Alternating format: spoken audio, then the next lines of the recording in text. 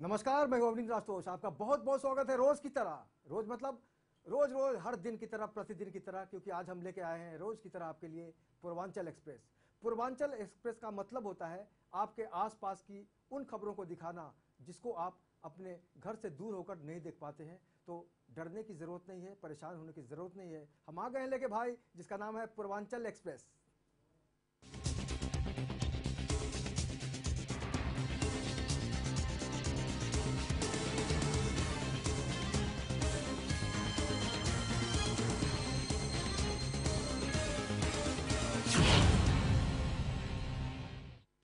भैया और दीदी की जब भी बात होती है तो घर परिवार की याद आती है, लेकिन बहन जी का नाम आते ही जो चेहरा जहन में आता है वो नाम होता है मायावती का। बात करेंगे मायावती की। राष्ट्रीय स्वयंसेवक संघ के मुखिया मोहन भागवत की आरक्षण प्रक्रिया की समीक्षा वाले बयान को लेकर बीएसपी सुप्रीमो मायावती ने संघ और केंद्र सरकार पर जोरदार हमला बोला है। मायावती ने कहा है कि आरएसएस की सोच शुरू से ही दलित विरोधी है। साथ ही उन्होंने ये भी कहा कि आरक्षण देश के लिए जरूरी है और मोदी सरकार इससे खिलवाड़ करने की कोशिश कर रही है। माया ने कहा कि अगर आरक्षण से छेड़छाड़ हुई तो बीएसपी देश भर में आंदोलन करेगी। इनको जो आरक्षण में जो भी इसको प्रभावी बनाने के लिए कमियां हैं तो उसको दूर करना चाहिए। पदोन्नति में जो आरक्षण का मामला जो पेंडिंग में पड़ा है उसको पास कराना चाहिए। यदि ये सब नहीं कराते हैं और जो इनका रिजर्वेशन कोटा अधूरा पड़ा है उसे पूरा करना चाहिए। और जिन क्षेत्रों में एससी, एसटी, ओबीसी वर्गों के लोगों को आरक्षण की सुविधा प्राप्त नहीं है तो वहाँ इनको आरक्षण की सुविधा देनी चाहिए। यदि ये सब केंद्र में बीजेपी की सरकार नहीं करती है तो ये सब इनका ड्रामा ही है इसके पीछे। मेरा सवाल है कि आज अखबारों में खबर छपी है कि एनएचआर मामले में सीबीआई पूछताछ करेगा।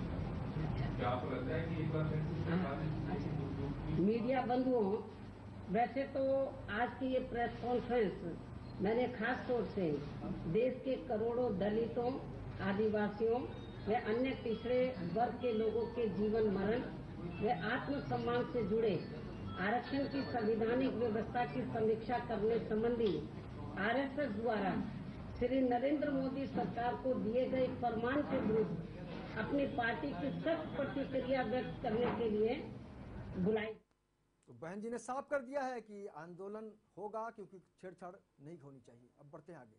पिछले साल लोकसभा चुनाव में खाता खोलने से चूक जाने वाली उत्तर प्रदेश की पूर्व मुख्यमंत्री मायावती पर अब सीबीआई का शिकंजा कसते हुए राष्ट्रीय ग्रामीण स्वास्थ्य मिशन घोटाले की बृहत्तर साजिश का पर्दाफाश करने के लिए केंद्रीय जांच एजेंसी जल्द ही बसपा सुप्रीमो से पूछताछ करने जा रही है। साथ ही उन्होंने ये भी कहा कि उनका इससे कोई लेना देना तो नहीं है। इस मामले में मायावती सरकार में स्वास्थ्य मंत्री रहे बाबू सिंह कुशवाहा अभी तक जेल में बंद है और स्वास्थ्य सचिव प्रदीप शुक्ला के खिलाफ चार्जशीट दाखिल हो चुकी है। बारे में मैं ये कहना चाहती हूँ कि हाँ, ये सही है कि कल शाम को सीबीआई के एक अधिकारी ने मुझे फोन करके कहा कि वो एनआरएचएम के संबंध में मुझसे कुछ पूछताछ करना चाहते हैं। मेरे ये पूछे जाने पर कि किस संबंध में, क्योंकि मेरा एनआरएचएम क्या लेना देना, तो उस अधिकारी ने कहा कि कुछ नीतिगत निर्णय सरकार द्वारा लिए गए हैं उसी के संबंध में पूछना है। मैंने उस अधिकारी को बताया कि सारे नीतिगत निर्णय कैबिनेट द्वारा लिए जाते हैं, मुख्यमंत्री द्वारा नहीं। परंतु फिर भी अगर वो आना चाहते हैं तो वो आ सकते हैं। पर मुझे ये जानकर कल बड़ा अचंभा लगा कि सीबीआई ने मुझसे फोन पर बात करने के पहले ही प्रेस के लोगों को खुद ही फोन करके ये न्यूज देने का कार्य किया कि जिससे कि पूरे देश भर में हमारे समर्थकों व शुभचिंतकों को और खास तौर से बिहार में जहां चुनाव चल रहे हैं वहां के लोगों को बीएसपी तथा मेरे बारे में इस मामले को लेकर भ्रमित किया। चलिए पूर्वांचल एक्सप्रेस की गाड़ी आगे बढ़ाते हैं। महोबा में पहाड़ों के नियमों को दरकिनार करते हुए खनन माफियाओं द्वारा ब्लास्टिंग की जा रही है, जिससे आए दिन मजदूरों के घायल होने की खबरें सामने आ रही हैं। हाल ही में ब्लास्टिंग की वजह से एक श्रमिक गंभीर रूप से घायल हो गया, जिसे इलाज के लिए झांसी ले जाया जा रहा था, लेकिन रास्ते में ही उसकी मौत हो गई। श्रमिक की मौत के बाद से ही परिवार के लोगों ने प्रशासन के लिए काफी नाराजगी व्यक्त की है और उनके अंदर भारी रोष है। वहीं दूसरी ओर पुलिस ने सूचना के बाद शव को कब्जे में लेकर पोस्टमार्टम के लिए भेज दिया है।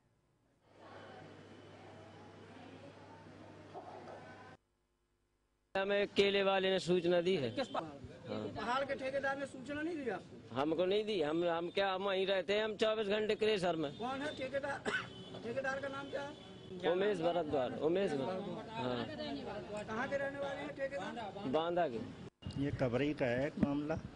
वो कहीं पहाड़ पे काम कर रहा था और पत्थर टूट करके ऊपर से गिरा है। उसको बचने के चक्कर में दौड़ा है और वो गिर गया, पत्थर पे ही गिरा है। ये उसके सर में चोट आई है, सर में 2 जगह पे चोट है और गंभीर चोट है। और मरीज जो है वो बेहोशी की हालत में है, सिर की चोट है।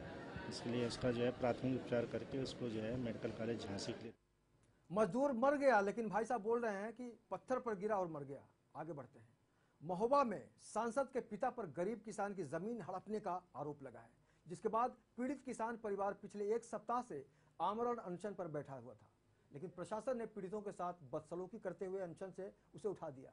पीड़ित पक्ष का आरोप है कि परिवार के महिला के साथ बदसलूकी की गई है। इस पूरे मामले में पीड़ित परिवार ने तहसीलदार करमवीर और सांसद पर बदसलूकी करने का आरोप लगा दिया है।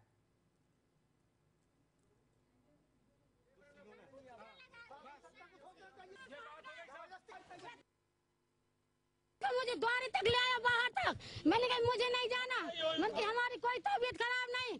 तो वो जबरदस्ती मेरा ब्लाउज फाड़ दिया उसने, पुलिस वाली ने, घर वाली ने, उसने तहसीलदार ने। मैंने कहा मुझे नहीं जाना। बोले साले को मारो जो नहीं जा रही है।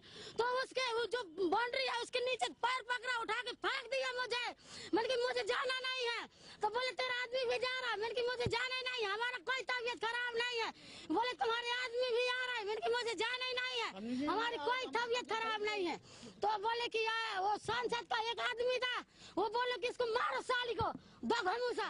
तो मैंने कि मार, मैंने कि कैसा मारेगा, मैंने कि मैं भी मारूंगी। तो बोले गेट लगा दो। मेरा पैर ये दबा दिया, मुश्किल का ये पैर निकला गाड़ी में और ढक्कन लगा रहे। मैंने कि मुझे जाना ही नहीं, जाना ही नहीं। जबरदस्ती 10 हाथ पुलिस वाले ने खरीद दिया, इसकी धोती फाड़ दी है।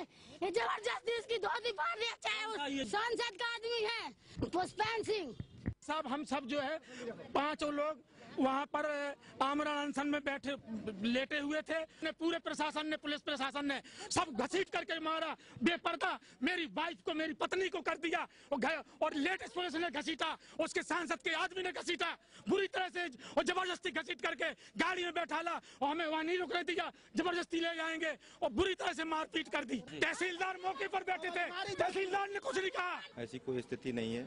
जो भी आरोप लगाए निराधार हैं। मेरे द्वारा इनसे रोज प्रतिदिन जो है इनकी जांच करवाई जा रही है और डॉक्टरों को रिपोर्ट दी थी कि इनकी स्थिति नाजुक बनी हुई है, इनको अस्पताल में भर्ती कराना बहुत अनिवार्य है, ये कुछ भी हो सकता है। तो उसी क्रम में हमने कहा कि आप लोग चलिए अस्पताल में भर्ती कर इलाज करवा देते हैं। क्योंकि आने को तैयार नहीं थे तो मैंने महिला पुलिस बुलवा करके इनको गाड़ी में बैठाला और जो भी जो आरोप लगाए निराधार हैं, इनका इलाज कराने के लिए हम आए थे। कोई किसी प्रकार राजनीतिक दबाव नहीं। महोबा के बाद अब चलते हैं कुशीनगर। कुशीनगर में कसिया थाना क्षेत्र में एक छात्रा को बस ने कुचल दिया। छात्रा की मौके पर ही मौत हो गई। छात्रा की मौत के बाद गुस्साए छात्रों ने रोडवेज की बस में आग लगा दी और दर्जनों वाहनों में तोड़फोड़ शुरू कर दी। गुस्साए छात्रों ने NH 28 पर भी जमकर बवाल किया। पुलिस ने उग्र छात्रों पर काबू पाने के लिए लाठीचार्ज भी किया, लेकिन छात्रों का गुस्सा शांत होने का नाम ही नहीं ले रहा था। छात्रों ने कसिया थाना क्षेत्र में बनी एक पुलिस चौकी में भी तोड़फोड़ की। छात्रों ने चौकी में खड़े वाहनों को भी आग के हवाले कर दिया और अपने गुस्से का इजहार इस तरह से किया।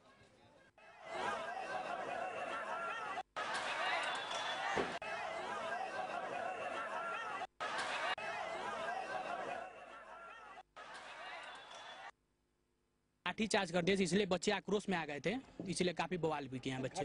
कितने देर बाद पुलिस प्रशासन पहुंचा था? घटना के 1 घंटे बाद पुलिस प्रशासन वहाँ आई थी। अभी काफी बवाल हो गया था उसके बाद। पुलिस वहाँ आई है तो पुलिस तत्काल बच्चों वहाँ लगभग 100 बच्चे थे, उसके बाद वहाँ लाठीचार्ज कर दी।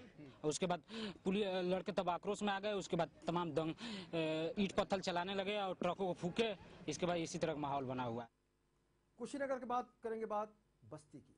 बस्ती में सपा नेता की दबंगई देखने को मिली। नए अंदाज में सपा नेता ने घर में घुसकर भाजपा नेता के साथ जमकर मारपीट की।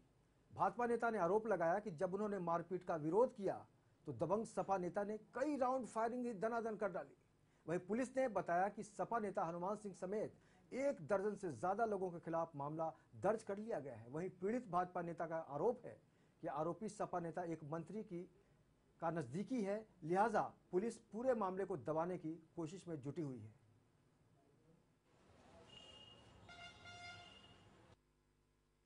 का विकास सिंह है और वहाँ क्षेत्र के कुछ नवयुवक काफ़ी समय से हमारा एक छोटा सा कार्यक्रम चाह रहे थे और चाह रहे थे कि जनसंपर्क हमारी पार्टी का इस समय सदस्यता और जनसंपर्क कार्यक्रम चल रहा है।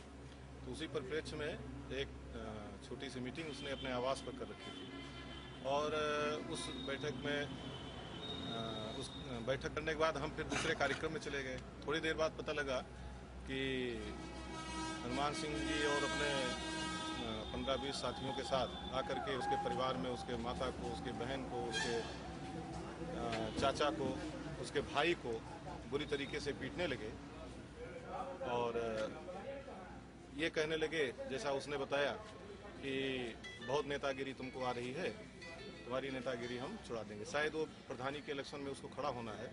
तो ये लोकतांत्रिक देश है। लोकतांत्रिक प्रक्रिया में चाहे छोटा हो, चाहे बड़ा हो, चाहे गरीब हो, चाहे अमीर हो, हर व्यक्ति को चुनाव लड़ने का अधिकार है। वहीं फैक्ट्री पे बैठे थे तो वो लोग गाड़ी से आए पूछताछ। कौन आया? हनुमान सिंह आई की पूछी प्रोग्राम कौन था तो रखा था। हम बोले कि हम ही सब रखे थे। बोले क्यों रखे थे? हम नगर रख दिए भैया, तो कोई गलती तो हो ही नहीं। तो बोले कि नहीं, हम बिना हमारे पूछ से कैसे प्रोग्राम रख दिए, हम यहाँ के मुखिया हैं। तो देखिए पूछने तो देखिए उनका बॉडीगार्ड और वो इतने मारे, पैर मारने के 3-4 फायर किए।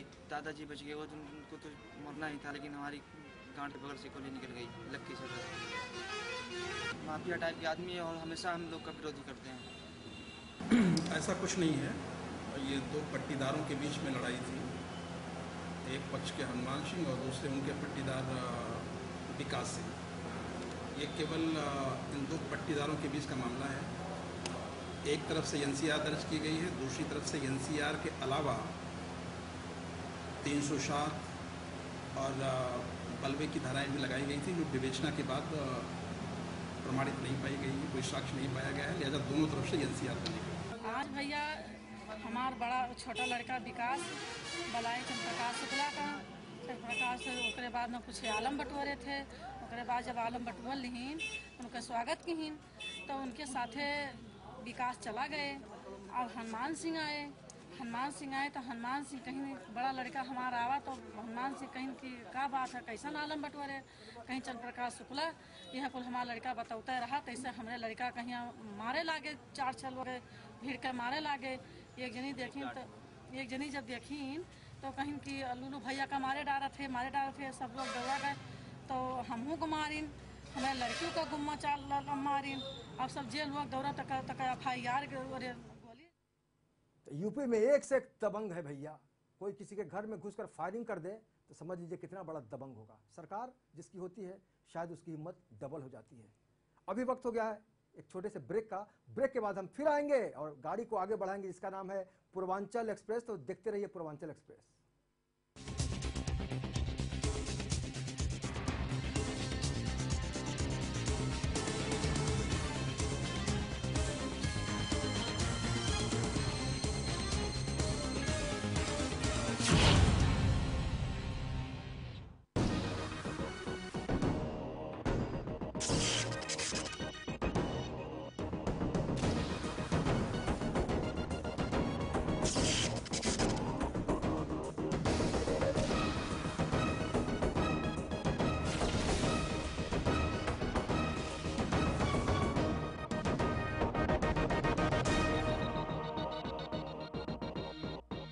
लेमन टीवी अब इसलिए हिट हो जाएगा पूरे महाराष्ट्र में और पूरे देश में, क्योंकि वो पूर्वियों की आवाज बनने जा रहा है, पूर्वियों की भाषा को तवज्जो देने जा रहा है। इसलिए मेरी शुभकामना भी है और आशा है कि सुपरहिट लेमन होगा। जी नमस्कार, मैं सुरेश शुक्ला, गायक संगीतकार। पूर्वांचल एक्सप्रेस के समस्त दर्शकों को बहुत बहुत बधाई देता हूं। उत्तर प्रदेश, बिहार, तमाम अपने गांव जवार की न्यूज़ देखें, खुश रहें। धन्यवाद। मैं हूं निर्माता, निर्देशक और संगीतकार राजकुमार पांडे और आप सब देख रहे हैं पूर्वांचल एक्सप्रेस। और मैं बहुत सारी शुभकामना देता हूं कि चैनल उस तरह चले, प्रोग्राम उस तरह चले जिस तरह से गंगा जमुना का धारा चलता रहता है, निरंतर बहता रहता है, उसी तरह ये जो एक्सप्रेस है ये अपने आप में एक रफ्तार में चलता रहे। धन्यवाद।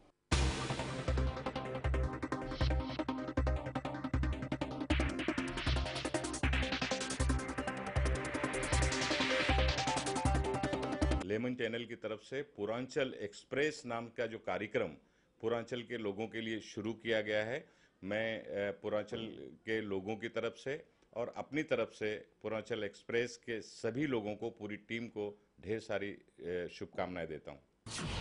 खबरों की परख हूं सैयद जैदी और काफी दिनों के बाद एक बार फिर आप मुझसे रूबरू हैं। तजुर्बे की कसौटी पर रॉबर्ट वाड्रा अकेले ऐसे व्यक्ति हिंदुस्तान में नहीं होंगे जिन्होंने ये काम किया।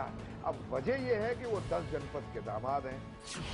फिर वही बेबाक अंदाज, जब अपने घर शीशे के हों तो पत्थर क्यों उठाते हैं खामखा आप लोग? राष्ट्रीय विपक्षी पार्टी के अंदर इतनी हिम्मत नहीं थी कि ये मुद्दा उठा सके। देखिए जायजा सैयद जैदी के साथ सोमवार से शुक्रवार रात 8 बजे सिर्फ लेमन न्यूज पर।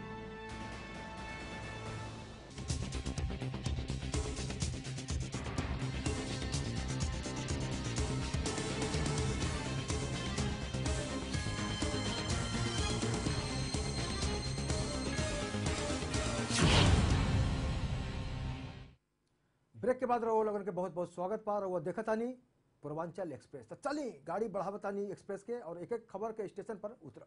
गोरखपुर रेलवे के चुरेब स्टेशन पर साथी रेलकर्मी की पिटाई एईएन द्वारा किए जाने से नाराज रेलवे कर्मियों ने धरना प्रदर्शन किया। एईएन के खिलाफ किसी भी तरह की कार्रवाई नहीं होने से नाराज चतुर्थ श्रेणी रेलवे कर्मचारियों ने एईएन को सस्पेंड किए जाने की मांग की है और कहा है कि इनको जल्द से जल्द पकड़ लिया जाए।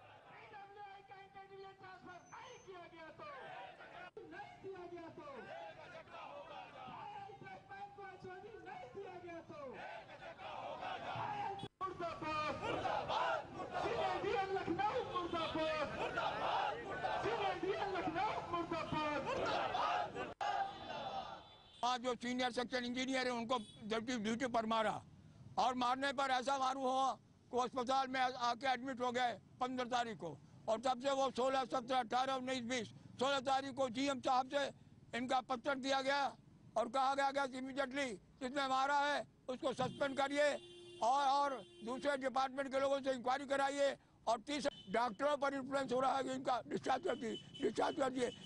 यहाँ ये इन्फ्लुएंस जायज चीज को देखने के बजाय ये नाजायज पुष्टि हो रहा है, ये कैसे अंधेड़ है। इसके बाद मेमोरेंडम देने के बाद फिर हम लोग अगला रणनीति तय करेंगे क्या करें।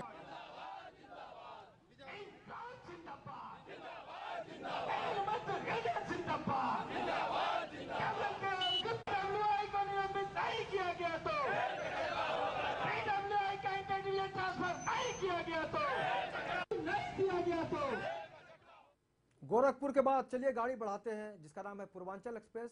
संत कबीर नगर जिले में एक दबंग द्वारा स्कूल की जमीन पर कब्जा किए जाने से इन दिनों ग्रामीण काफी नाराज चल रहे हैं। ग्रामीणों द्वारा आला अधिकारियों से राणा सिंह नाम के इस शख्स की शिकायत किए जाने के बाद भी जब कोई कार्रवाई नहीं हुई तो ग्रामीण स्कूल के बच्चों और स्कूल प्रशासन के साथ धरने पर बैठ गए।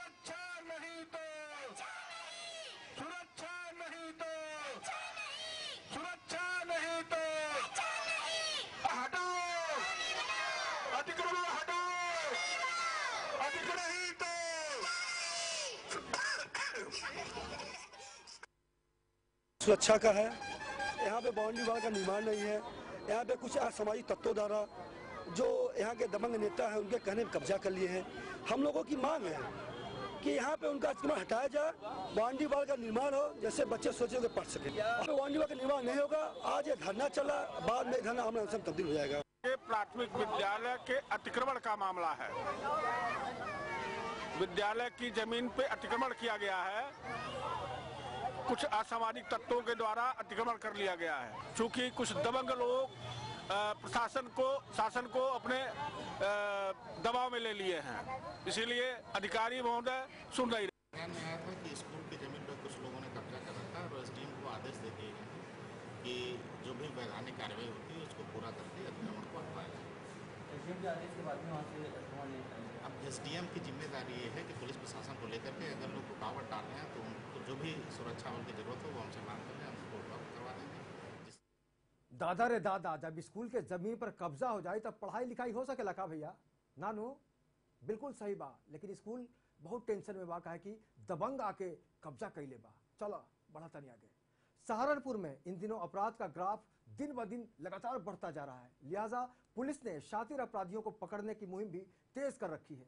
इसी कड़ी में सहारनपुर पुलिस को एक बड़ी कामयाबी हाथ लगी है। कई लूट और चोरी की घटनाओं को अंजाम देने वाले एक गिरोह के 5 लोगों को पुलिस ने गिरफ्तार कर लिया है, यानी दबोच लिया है। आरोपियों के पास से पुलिस ने भारी मात्रा में हथियार भी बरामद किया है।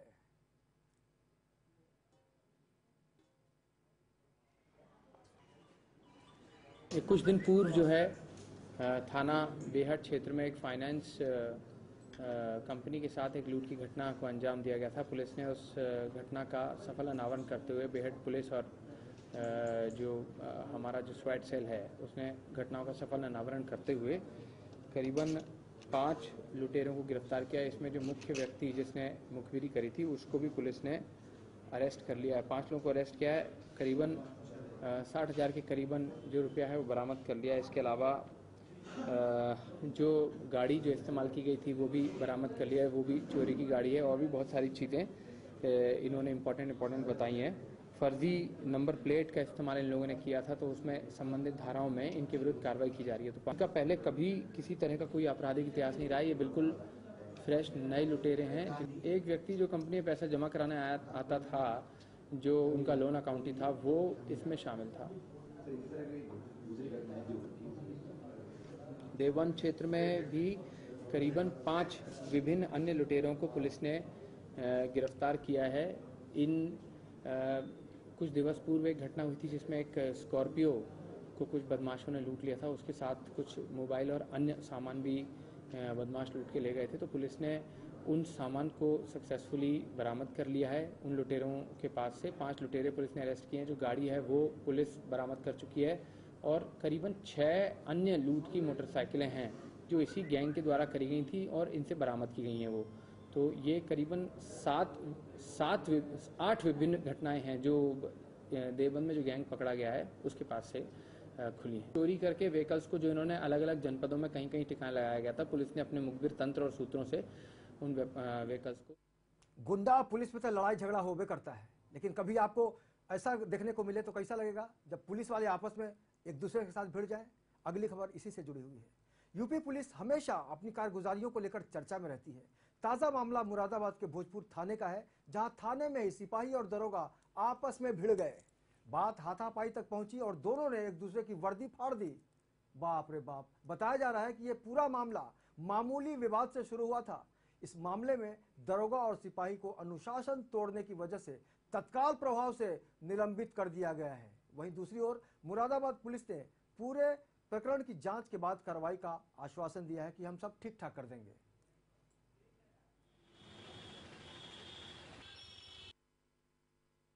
के सब इंस्पेक्टर और बीट कांस्टेबल के बीच में झगड़ा हुआ है और ये चूंकि अनुशासनहीनता का परिचायक है तो इसमें दोनों को सस्पेंड किया गया है और दोनों के विरुद्ध विभागीय कार्रवाई सेटअप की गई है।